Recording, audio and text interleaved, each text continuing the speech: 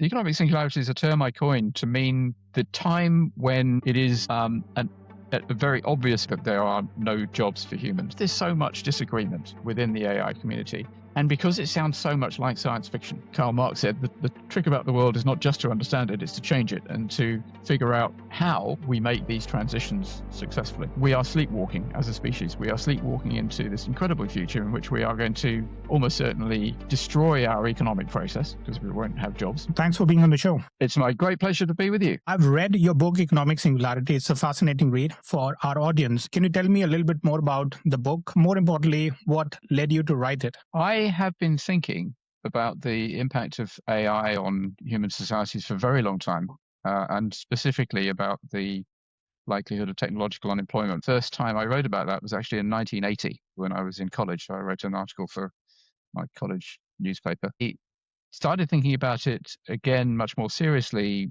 in 1999 because a friend gave me a book by Ray Kurzweil called Are We Spiritual Machines? And Ray Kurzweil, his reputation has waxed and waned over the years. The book is brilliant, and the successor book, which was The Singularity is Near, they are very thorough and they're very well reasoned. Kurzweil himself is quite idiosyncratic. For instance, he used to take 150 pills every day, trying to live forever. He seems to have rationalized that number down. But anyway, so he has a slight reputation. He has a reputation for being idiosyncratic and having this sort of rather robotic voice, which means I think people haven't taken him as seriously as they should have. And in some ways, he's incredibly prophetic. He has arguments with people about how many of his predictions have come true, and I think he sort of finesses quite a lot of the outcomes. But he has, for a very, very long time, been saying that that we will have a machine, an AI, which is as smart as the smartest human in 2029. And he's been saying that since the 90s, maybe even the 80s. And now a lot of other people are starting to say the same thing. So he's incredibly prophetic. Anyway, so I read that book in 1999 and it blew my mind, really. I had long thought, because have read a lot of science fiction, I'd long thought that we would have superintelligent machines, but I assumed it would be long after I was dead. And he was the first person to make me think, wow, this could actually happen in my lifetime. And I thought that was the most important idea I'd ever heard. I still think it is. And I've been thinking a lot about it since then. I retired in 2011 from a 30-year career in journalism and business. And I don't play golf, so I'm not very good at retiring. And I fell into a new career, started writing fiction books about the future of AI. That turned into writing non-fiction books about it. And that turned into a speaking career, which has been enormous fun. And I've spent the last decade and a half traveling around the world trying to get more and more people to think about these issues. And then in the last couple of years, I've been working with Daniel, who I know has been on your podcast before, Daniel Hume, a completely brilliant man who founded London's biggest independent AI consultancy and sold it to WPP, the big media group. And he's now their chief AI officer. And Daniel then set up a new company, Contium, and invited me to be one of the co-founders. Contium's an AI safety company. So that, in a nutshell, is my career into and through AI futurist speculation. Talk to me about economic singularity, what it is, and why should we care? So the economic singularity is a term I coined to mean the time when it is a very obvious and inescapable fact that there are no jobs for humans. And as it seemed to me for a long time, that is inevitable unless one of two things happens. Either we stop making smarter and smarter AIs, which we're not going to do, and we can come back to why not, or there is a silicon ceiling. There's a barrier, cognitive barrier that AIs can't get through. There are cognitive abilities that humans have, which machines can never acquire. Now, if neither of those things are true, and I don't think either of them is true, then it is inevitable that machines will overtake us in all cognitive respects. They clearly are far superior to us in many cognitive respects already, but there are some very significant ones where they fall short of us. If that gap can be closed, and I believe it can, then we will reach a point when they can do everything for money that we can do, and they can do it cheaper, better, and faster than we can, which means human labor, cognitive as well as physical labor, has no monetary value. We will continue to work. We already do a lot of unpaid work, and I'm sure we'll continue to do unpaid work, but we just won't be able to get paid for it because there'll always be a machine that can do whatever we could do cheaper, better, and faster. And that will be a very different world from the world we live in today, because one of the really obvious and important facts about the world we live in today is that we all get our resources, we all get our incomes, well, at least the great majority of us do, through work. If that changes, we're going to need a different way to get our income. And I think we should be preparing for that. So I wrote the book, The Economic Singularity, as an exercise in trying to understand how to convince people that this is going to happen and try to think about what that world could look like, what a fully automated world could look like in a positive sense. In your book, you talk about the progression, a 3-level progression from normal all the way to superintelligence. Talk to me about the framework that you have come up with and how that will lead to singularity. So what we have now is very powerful AI, but it's not super intelligent. The definition of superintelligence is a machine which has all the cognitive capabilities of an adult human, and some of those capabilities greatly exceed a human. You don't hear this phrase as much anymore, but that used to be called narrow AI. Then you get to the point where the machine's least advanced capability is at the level of a human. And that's what's known as AGI, artificial general intelligence. The phrase AGI has become very confusing. It was first used by an AI researcher called Ben Goertzel and another one called Shane Legg. Shane Legg is one of the 3 co-founders of DeepMind. So I think they coined the phrase. And Ben has recently said that, as far as he remembers, it was originally intended to be a process rather than a point in time. But I think its meaning became the threshold between pre-superintelligence and post-superintelligence.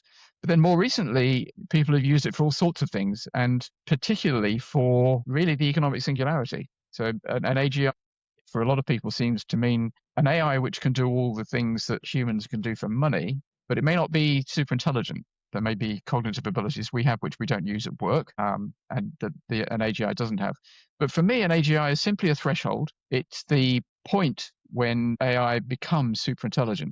And therefore, it's kind of pointless, really, as a concept, because all that matters is when we get to the superintelligence, when machines are smarter than us in every conceivable way. And AGI will exist for about a second as it goes from narrow AI to superintelligence. And the trick is to figure out how we survive that transition. Now, it might be that full automation, the economic singularity, is AI complete, which is another old phrase you don't hear so much, meaning if you have a machine which can do everything that we can do for money, cheaper, better, and faster, it is already superintelligent. I suspect that's not true. I think there's a gap between the economic singularity and what's called the technological singularity when superintelligence arrives. But we don't know that. It might be that they effectively arrive at the same time. But as Karl Marx said, the trick about the world is not just to understand it, it's to change it and to figure out how we make these transitions successfully. Tell me more about the dichotomy between technological singularity and economic singularity, because in my conversation with Daniel, he spoke about a multi-dimensional framework. So how do you differentiate between the two singularities? I've heard people using them interchangeably. Yeah, so Daniel and I squabble about this a lot. I agree with him. I think there will be quite a few singularities, but he and I disagree very amicably about what they are. So he has 6 and I have 6, but they're different. We do agree, both of us, that the 2 really important ones are the economic singularity, when there are no more jobs for humans, and the technological singularity, when AIs become much smarter than us and effectively we have created a new species. But there are other things that are going to happen thanks to AI and thanks to related technologies, which will also change the world so dramatically that they deserve to be called singularities. And at this point, it's probably worth explaining what a singularity is. It's a word in maths and physics, which means a point where a variable becomes infinite.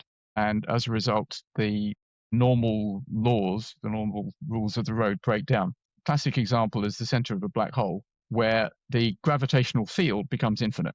And we don't actually know what happens at the center of a black hole. There's lots of speculation, but we don't really know. And the term was first used to describe human affairs by John von Neumann, who is one of the founding fathers of computing, a Hungarian polymath, completely brilliant man. He didn't write it down, or there's no recording of him using it, but a friend of his mentioned it after he died, that he said that it wouldn't be long before there'd be a singularity and humans wouldn't be able to keep up with the rate of technological progress.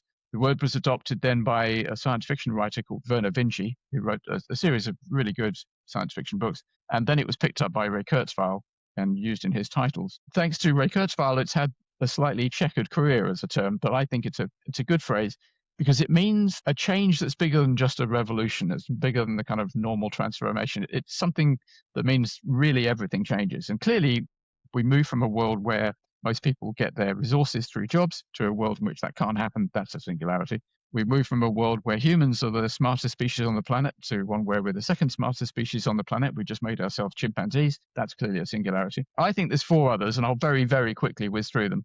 I think there's going to be an agricultural singularity when we stop rearing animals in order to kill them for food, which we do with billions of them a year at the moment, and many of them live pretty grim lives. And we move to growing meat, but in labs, growing it from cells which were originally part of an animal, but they haven't been part of an animal since they've been in the lab.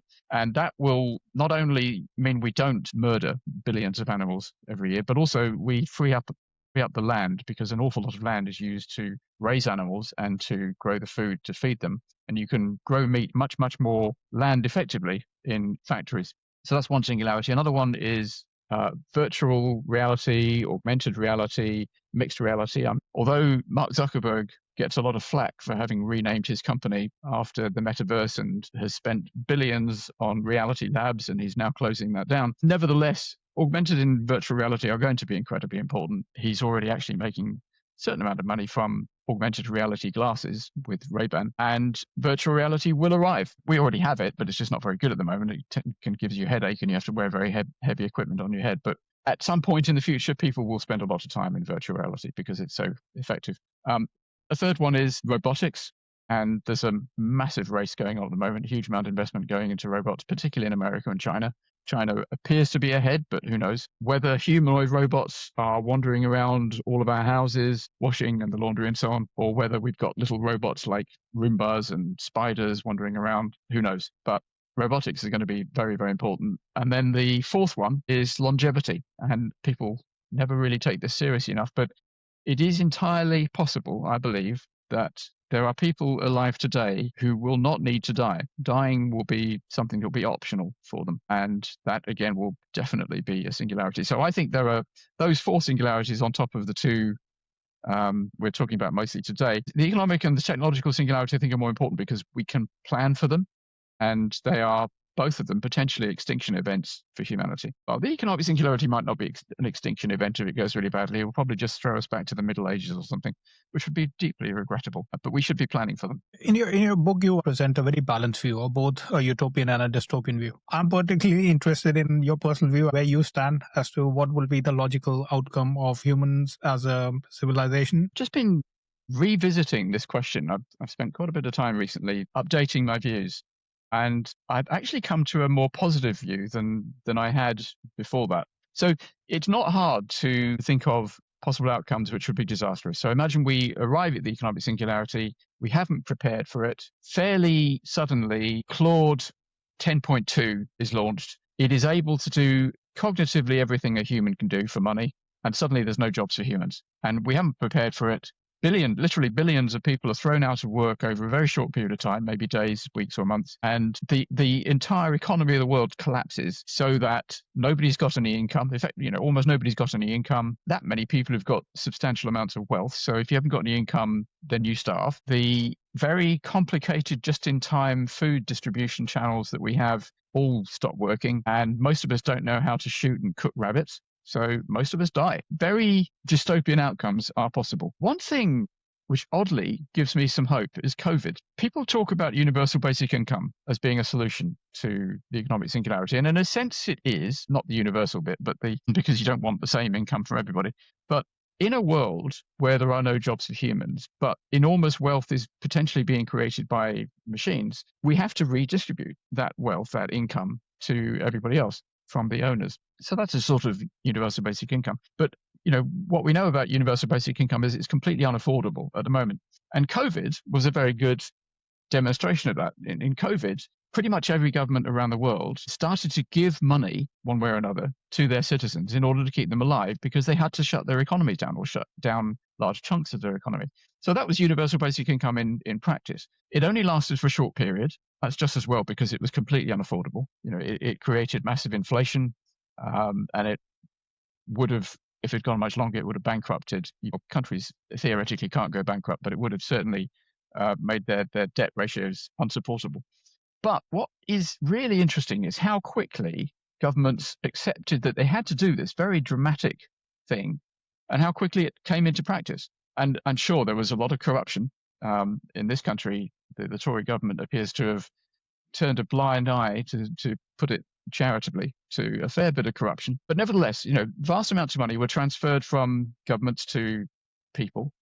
So that gives me hope that in a crisis, we can turn on a dime. Even governments, a lot of us regard as being rather slow and sclerotic and quite often incompetent and sometimes corrupt. They can do things very fast when necessary. So I've become a little more optimistic. I do think that when it arrives, it's going to arrive suddenly. I think the reason why AIs are not currently taking all of our jobs is that they lack common sense. It's not that they're only kind of school student level and they need to become professor level. They're already professor level in academic ways in many areas, most areas. But what they aren't able to do is to quickly realize that a particular course of action is just daft. And a great example which popped up recently, it's been sorted now, but until a few weeks ago, you could ask Claude or GPT this question. You could say, the car wash is 50 yards away. Should I walk or drive there? And it said, well, it's only 50 yards. Obviously, you should walk. Now, any human would know if you're going to a car wash, it's probably because you want to wash your car. So obviously, you should drive. But it didn't know that. Because it doesn't understand how the world works, it can assemble human thought about a question, but it doesn't have all the hinterland. And I think the best word for that is common sense. People talk about it as the jagged edge, but I think really it's common sense. Now, how long will it take to give machines common sense? Do we have to have machines wandering around controlling robots for a kind of like the transition from a child to an adult? Is that the way to give them common sense? Or can you do it by simulation, and can you speed it up? I suspect you can do it by simulation. I suspect you can speed it up. So how long will it take to give them common sense? I don't know. Could be years, could be possibly decades, but I don't think so. I think it's likely to be years rather than decades. And I think that once machines have acquired enough common sense, then suddenly they're going to be able to do everything to the same level that humans can perform. And that means we're at the economic singularity, and I think it will be sudden. I think people make a mistake thinking it will be gradual. I think it will be sudden. And that's that's what we need the plan for. Now, what is the plan? Well, the plan is simply this. When it happens, and Claude 10.2, GPT 20 or whatever can do everything a human can do for work, and maybe they need to be scaffolded with a few other kind of SaaS products around them. But when they can, then the world economy is pretty quickly going to be owned by the companies that deploy LLMs and the scaffolding SaaS products. And that means a few thousand people, mostly in Silicon Valley and China. There's also Mistral in France, and I'm sure there'll be some others because sovereign AI is a thing and people are driving towards it. So what we're going to have to do is say to those organizations, right, you now own the world economy. You're going to have to give us, the rest of us, quite a lot of money because otherwise we'll all die, and that's not acceptable. And people used to worry that, well, maybe the people running the big AI will, retreat to remote Pacific islands and surround themselves with machines of devastating defense potential and just wait until everybody else has died. Firstly, I don't think they are that kind of people. I know some people do, but I don't think they are. But secondly, I don't think they'd get away with it. And another event which happened relatively recently showed that when push comes to shove, presidents beat plutocrats. So Elon Musk is a very powerful man, and he had a fight with his president, and he lost. He lost quickly and completely and had to back down. So I think when the economic singularity arrives, the people running big AI are going to be obliged, I don't think they're going to put up much of a fight, frankly, to transfer huge amounts of resources to the rest of us. I don't really think it matters how we do the taxing. It could be income tax, capital tax, land tax, robot tax. It really doesn't matter. There's simply going to be a transfer. What is going to be really hard, and why I think we need to do some planning, is we need to figure out who is going to do the transferring. Who is going to say, these are the principles on which we transfer all these resources from big AI to everybody else? This is how much everybody else gets. This is your guaranteed income, and this is how you get a top up of that income. This is how we make sure there's no corruption or graft in the process, because boy, is this an opportunity for corruption and graft to arise. Those sorts of questions I don't have the answers for yet, and I think we need a lot of work from mostly economists and all sorts of other public policy people to answer those questions. And I think the more time we spend seriously thinking about those things before it happens, the better off we'll be. So that's why I spend my time doing what I'm doing, trying to wake people up to realize that we need to answer these questions. Where do you see which one hitting first? Do you see the economic singularity will hit first versus the technological singularity? Tell me more about the chronology based on what you have learned so far. So certainly the economic singularity will either arrive before the technological singularity or they'll arrive at the same time. Because in a sense, the economic singularity is kind of a subset of the technological one. But what I don't know is whether they will arrive at the same time or how much time there will be between them. Politicians can only spend so much time being ahead of the curve that the population is on. They can't spend their time talking about things that don't interest their voters, because if they do, then they get kicked out of office. And I think it's also not enormously helpful to blame the population for not paying attention, because that just alienates people. And it's understandable. There is enormous disagreement within the AI community about whether these things are going to happen and when they're going to happen. It's actually the area of the disagreement is shrinking, because I think it's pretty much conventional wisdom now in Silicon Valley that the economic singularity is coming. There's still a fair number of people who think it's not, but they're shrinking. But there's a lot of debate about how quickly it will arrive. Some people think it could happen in 2 years. Interestingly, the leaders of big AI, by which I mean Sam Altman at OpenAI, Demis Hassabis at Google, and Dario Amodei at Anthropic, have all said that they think something like the economic singularity, they didn't use that term, will arrive by the end of this decade. One thing I've learned over and over again since I got into this futurist lark, and I've been doing it for longer than most, is that things always take longer than you think. The classic example is self-driving cars. 2016 and 2017, I was making the same mistake that Elon Musk makes over and over again of thinking, it's here, it's here, and they're going to replace human-driven cars pretty quickly. And I thought my son, who's now 24, I thought he might well not need to learn to drive. Turns out he did.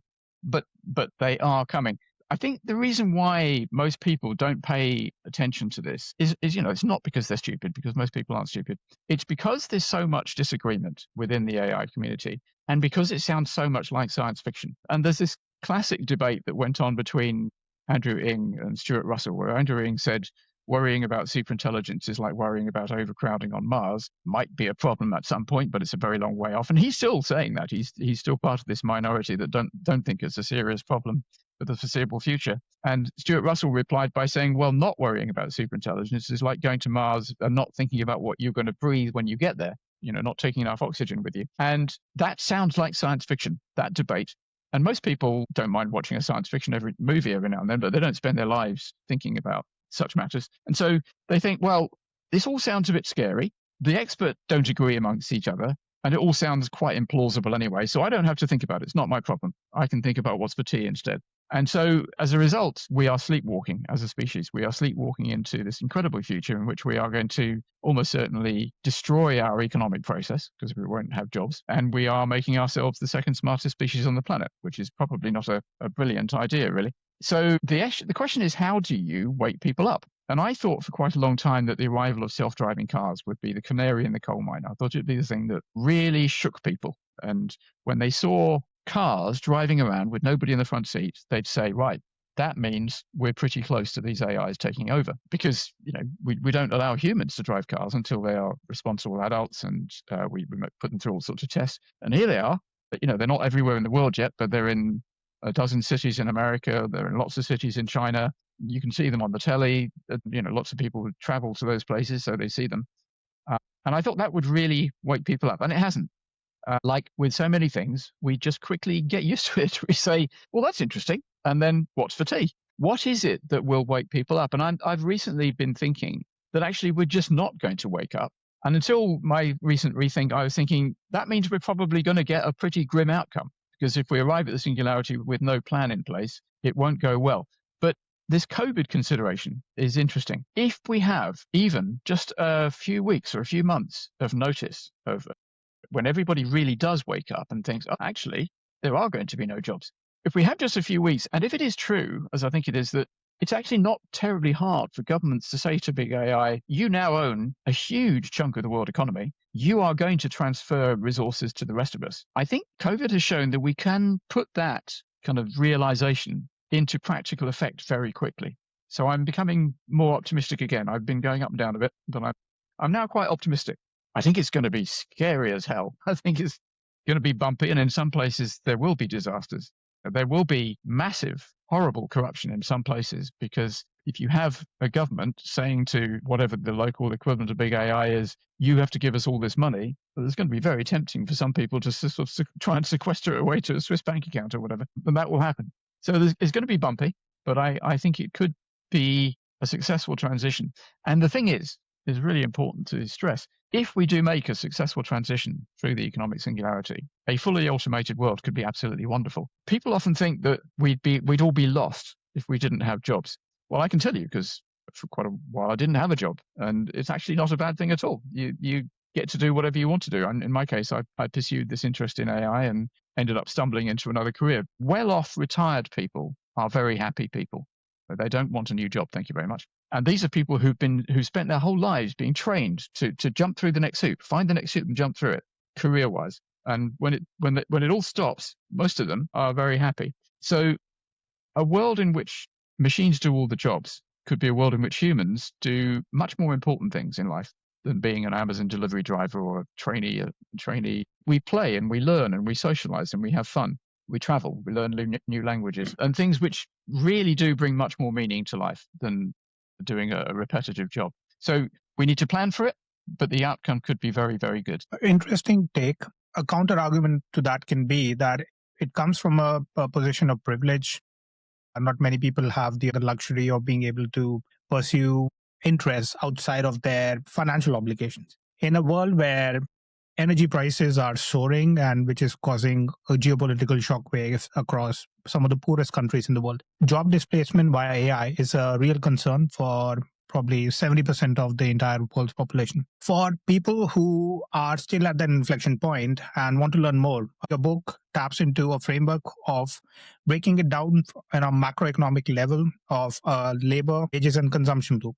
Talk to me more about what it means and how we can use that as a framework to understand what's going in the industry. Talk to me about a framework which is going to be very helpful for our audience to at least understand how it breaks down at the micro level and what it means for wages going down and how that will create a downward spiral or a scenario of superabundance. You have to be a very privileged person to have real financial security before you retire. And an awful lot of people don't have very good financial security after they retire. Around the world, a lot of people don't have great pensions. In the developed countries, a lot of people do have a reasonable degree of financial security when they retire. Defined benefit pensions are disappearing as more defined contribution, but still, there's a lot of comfortably off retired people around the world. And my clear impression is that those people enjoy their lives. Now, after the economic singularity, if we get the distribution problem solved, then pretty much everybody will be in that position, which could be great.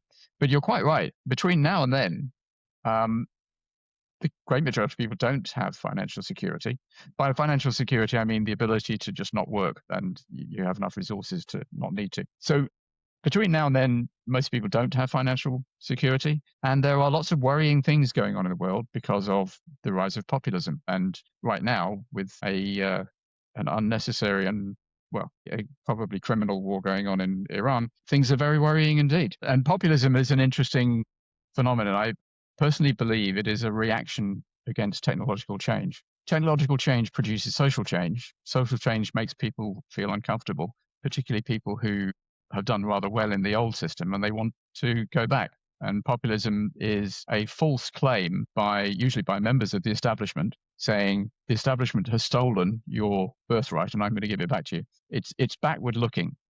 Brexit was about take back control. MAGA is about making America great again. It's backward looking. And populism is doing really bad things around the world. Putin is a populist, and what he's doing in Ukraine is beyond awful. Trump is, Farage is, and this is causing enormous problems. The wheel of fortune does turn, and populism comes and goes, and it doesn't usually last all that long because it doesn't have any solutions to any real problems. Its claims are usually bogus, and its suggestions are usually hopeless. And so eventually it dies. Sometimes it dies in terrible ways, and sometimes it dies in ridicule.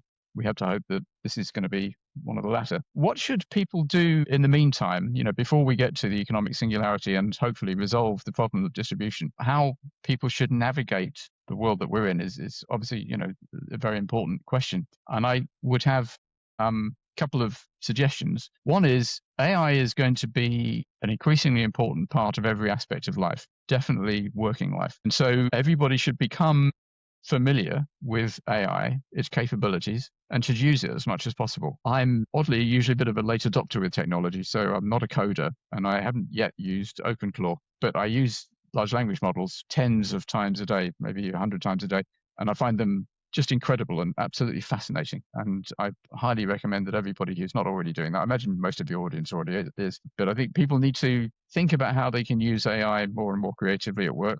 And the other thing I would say is, if I'm right, I might be wrong, that lack of common sense is what's holding up the economic singularity. That the journey from here to there is about closing the common sense gap between AIs and us.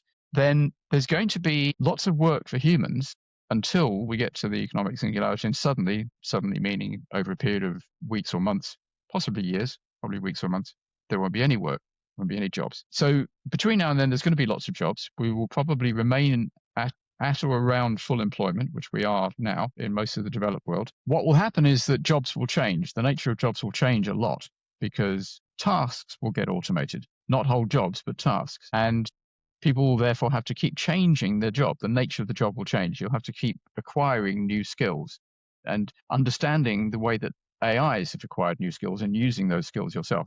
So I would say you can't choose a career which is future-proof, because no career is future-proof. Every career is going to be subject to continuous dramatic change with the improvement of AI. But all careers are going to be areas where you can make a living as long as you use AI in them.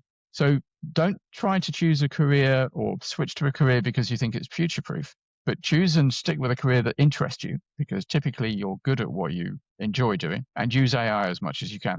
So those are my main suggestions for people. With abundance, thanks to AI and many of its benefits to humanity, there will be a point where the social contract needs to be renegotiated. That is where an active dialogue needs to happen. What do you think will mean in a world where one does not have to work? Our entire existence throughout our evolution. I think it's a myth that most people derive their meaning from their jobs. And it's a myth that's grown up because the people who think about things like this tend to be in the minority of people who do derive meaning from their jobs. So if you are a lawyer, if you are a policymaker in government, if you're a management consultant at McKinsey, then the work you do is fascinating and it occupies your brain most of the time. And it is a big part of it is you. But if you work in a delivery warehouse for Amazon, if you're a postman, if you're doing kind of somewhat menial information processing for an actuary firm, sorry to pick on actuaries, or a gig worker. Yeah, a gig worker. Yeah. If you're a delivery driver for Grab, I don't believe, in fact, research proves that those people, and that is the majority of people, meaning is not conferred by jobs. Meaning is conferred by family, friends, religion, hobbies, interests, and that's probably better. It's all very well to get your meaning from the law if you're a lawyer, but if you're a divorce lawyer, what you're doing is at best mitigating absolutely miserable process for people. And is that really where you want to get your meaning? Do we want people to get their meaning from that? If you're an arms dealer, a weapons manufacturer, should that be where humans are getting their meaning? Figuring out how to, as in Alex Karp's awful phrase, speed up the kill chain. We should be getting our meaning from our family and friends. That's where we should be getting our meaning. And actually it's where most people do get their meaning. Gallup does a poll every couple of years. And for years, all around the world, consistently, they've shown that about 15% of the population are deeply engaged in their jobs. So they get meaning from their jobs. 85% of us don't. And in a world where there are no more jobs, that 15% of us that do get some meaning from our jobs are just going to join the rest of them. And we're going to get meaning from friends and family and hobbies and religions and so on. Hopefully not religions, but hobbies. Tell me more about what you do to keep yourself up to date, and what would you recommend to mid-career professionals like myself or the younger generation who are going to stepping foot into the employment market? how they should reorient or recalibrate themselves and how they should navigate the new world. So to keep myself updated, I'm very fortunate now to be working in this company, Contium. So I take as many opportunities as I can to talk to Daniel because he's a terrific font of wisdom and advice. I read. I spend about an hour and a half a day reading newsletters, which lead me to academic papers and articles and so on, videos. So I spend a lot of time ingesting information like that. Whenever I'm walking from one place to another, inside the house or outside the house, I've got my AirPods in and I'm listening to podcasts. So newsletters, which lead on to other materials, and podcasts are probably my biggest source of information. Now, most people don't have the luxury of spending an hour and a half a day reading newsletters and what have you. It happens to be part of my job, so I can do it, but most people can't. And I don't think people need really to keep up to speed to the extent that's even possible with all the latest news about what's happening in the AI community.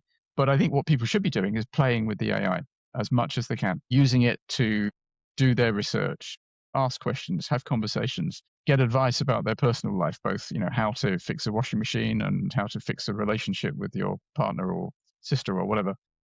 This is me giving advice I don't yet follow, but build agents and explore what you can do with OpenClaw and similar platforms. That, I think, is something that everybody should be doing. Advice to slightly younger audience? I think the future for young people, chances are it's going to be beyond wonderful. I grew up in the 60s and 70s and 80s, and looking back, some people are nostalgic about those years, but actually they were pretty grim. Cars broke down all the time and they leaked oil everywhere. TV was, in the 60s, it was still black and white.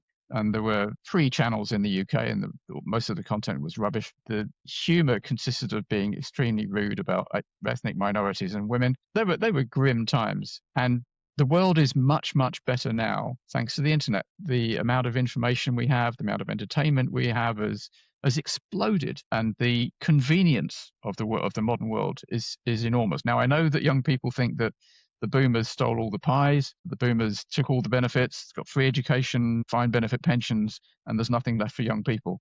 I don't think that is true. Yes, it might take longer to own their own houses, but the world that they are going into should be a world in which you don't have to work, you don't have to do a job for a living, and that is an incredibly better world than the world that boomers grew up in. And I'm not asking anybody to feel sorry for boomers. It's been a good ride, but I think the future can be absolutely wonderful. There are potential downsides. The current wave of populism could go horribly wrong. AI has some possibly very dystopic possibilities.